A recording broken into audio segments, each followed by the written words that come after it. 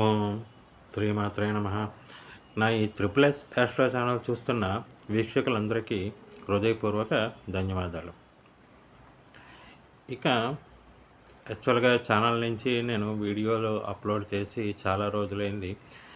ఇక మీదట రెగ్యులర్గా ఏంటంటే ప్రతి మంగళవారం, బుధవారం, లక్ష్మీవారం, శుక్రవారం ప్రతి వారం కూడా ఈ 4 రోజులు ఒక డిఫరెంట్ సబ్జెక్ట్ మీద అందరికీ ఉపయోగపడేలాగా వీడియోలు చేద్దామని అయితే నిర్ణయించుకున్నాను. మంగళవారం ముఖ్యంగా ఎవరికైతే ఈ వివాహం ఆలస్యం అవడం కానీ, వివాహ సంబంధాలు కుదరకపోవడం కానీ, లేదా సంబంధాలు కుదిరి తప్పిపోవడం కానీ, ఇలా వివాహంలో ఆటంకాలు ఎవరికైతే ఉన్నాయో అది ఎందుకు, ఏంటి, ఏ విధంగా వాటికి పరిష్కారాలు చేసుకోవాలి అనే విషయాల మీద మంగళవారం నాడు వీడియోలు పెడతాను. ఇక బుధవారం నాడు ఒక జాతకం మీకు ఏ దశ నడుస్తుంది, ఆ దశ వల్ల మీకు వచ్చే ఏ విధంగా ఉండబోతోంది, ఇబ్బందులు ఏమైనా ఉన్నాయా, లేదా లాభాలు ఉన్నాయా, అసలు ఏ విధంగా తెలుసుకోవచ్చు ఒక దశ బాగుంటుంది అనే విషయాల మీద బుధవారం నాడు. ఇక ఆర్థికపరమైన ఇబ్బందులు, అప్పులు, ఇలా ఆర్థిక పరమైన విషయాలన్నిటికీ సంబంధించి గురువారం నాడు. ఇక వైవాహిక జీవితంలో ఇబ్బందులు, కుటుంబ పరంగా ఇబ్బందులు, ఇలా ఫ్యామిలీ డిస్టర్బెన్సెస్ గురించి సంబంధించి శుక్రవారం నాడు నేను నాకున్న పరిజ్ఞానం మేరకు వీడియోలు అయితే పెడుతుంటాను. కనుక మీ అందరికీ నాదొక విన్నపం ఏంటంటే, ఈ వీడియోలకు మీకు నచ్చినట్లయితే మీకు తెలిసిన నలుగురికి దీన్ని షేర్ చేయండి, నన్ను ఆశీర్వదించండి. ఇక ఈరోజు విషయానికి వస్తే, ముఖ్యంగా ఎవరైతే యోగ్యులైన వివాహానికి యోగ్యులైన అంటే వివాహ వయసు వచ్చిన యువతీ యువకులు ఎవరైతే ఉన్నారో వీళ్ళ కోసం ప్రత్యేకించి ఈ వీడియో నేను చేస్తున్నది. ముఖ్యంగా ఏంటి అంటే, ఈ మధ్యన మనం చాలా వింటున్నాం, ఏదో సంబంధం వస్తుంది, అంతా బాగుంది అనుకుంటున్నారు, పెళ్ళి అయిపోతుంది, లేదా పెళ్ళికి దాకా వచ్చి ఏదో కారణం చేత అది పెటాకులు అయిపోయినవి ఉంటున్నాయి, లేదా వివాహమైన తర్వాత కన్ను మూసి తెరిచేంతలాగా అవి ఫెయిల్ అయిపోయినవి ఉంటున్నాయి, లేదా ఏదో ఒక దుర్ఘటన జరగడం, అటు వధువు వైపు కానీ ఇటు వరుడి వైపు కానీ ఏదో ఒక ఆటంకాలు ఏర్పడడం, ఇలాగా వివాహం వల్ల ఇబ్బందులు, అప్పటిదాకా సాఫీగా జరిగిపోతున్న జీవితంలో ఈ వివాహము అనే ఒక ముఖ్యమైన ఘట్టం వల్ల ఇబ్బందులు రావడం అనేది చాలా ఈ మధ్యన తరచుగా మనం వింటున్నాం. అసలు ఎందుకు ఇలాగా అంటే, ముఖ్యంగా మనం గుర్తుంచుకోవాల్సింది, ఇక్కడ ఎవరి జాతకంలోనైనా మీ 7వ స్థానం, ముఖ్యంగా వివాహానికి మనం చూసేది 7వ స్థానం. ఈ 7వ స్థానం మీద కానీ, 7వ స్థానాధిపతి మీద కానీ రవి,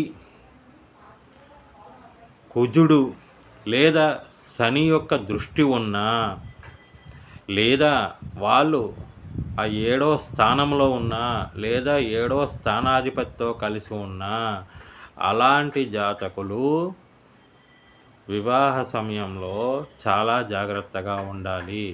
అన్ని రకాలుగా పరిశీలించిన మీదటే వాళ్ళు వివాహ బంధంలోకి అడుగు పెట్టాలి.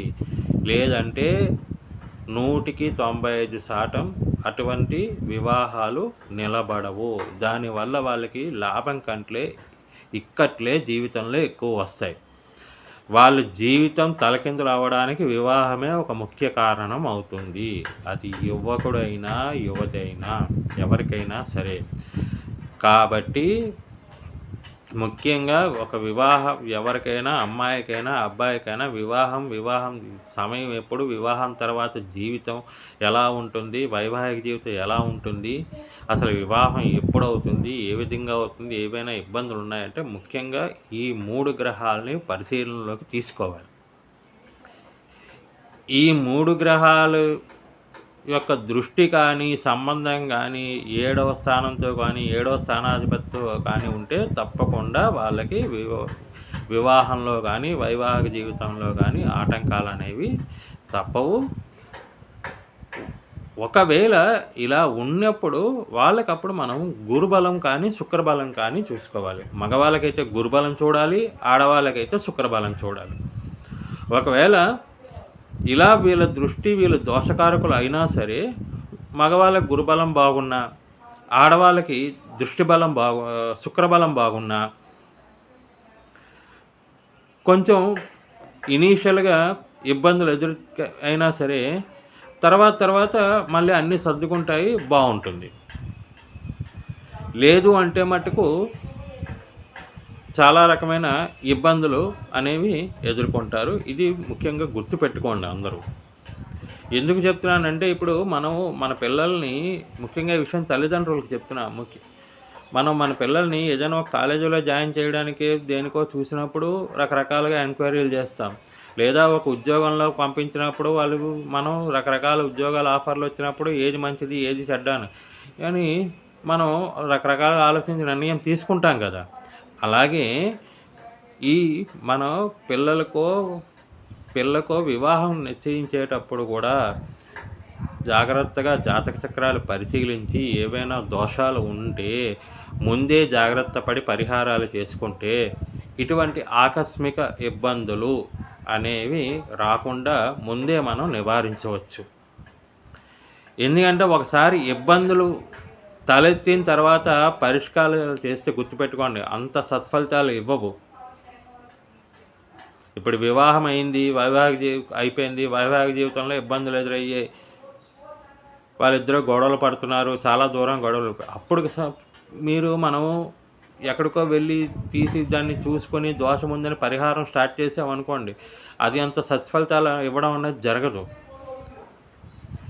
మనం చెప్తుంటాం కదా,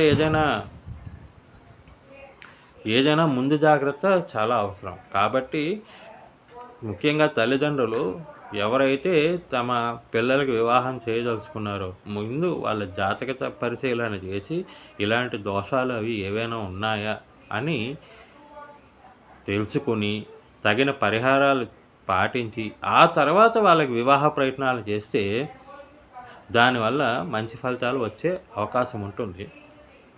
ఇంకా పరిహారాలు అంటే నేను వచ్చే వారం నుంచి ఇక నా నెక్స్ట్ వీడియో నుంచి కూడా ప్రతి 12 లగ్నాలు జాతకులకి కూడా ఈ రవి, కుజుడు, శని ఏ విధంగా వివాహంలో ఆటంకాలు కలిగిస్తారు.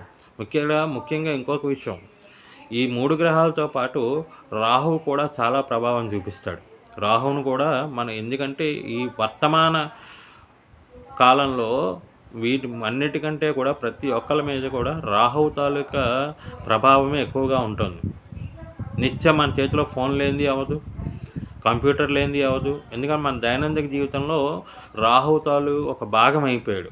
కాబట్టి రాహువు ఇంపాక్ట్ కూడా చాలా ఎక్కువగా ఉంటుంది మన జీవితం మీద.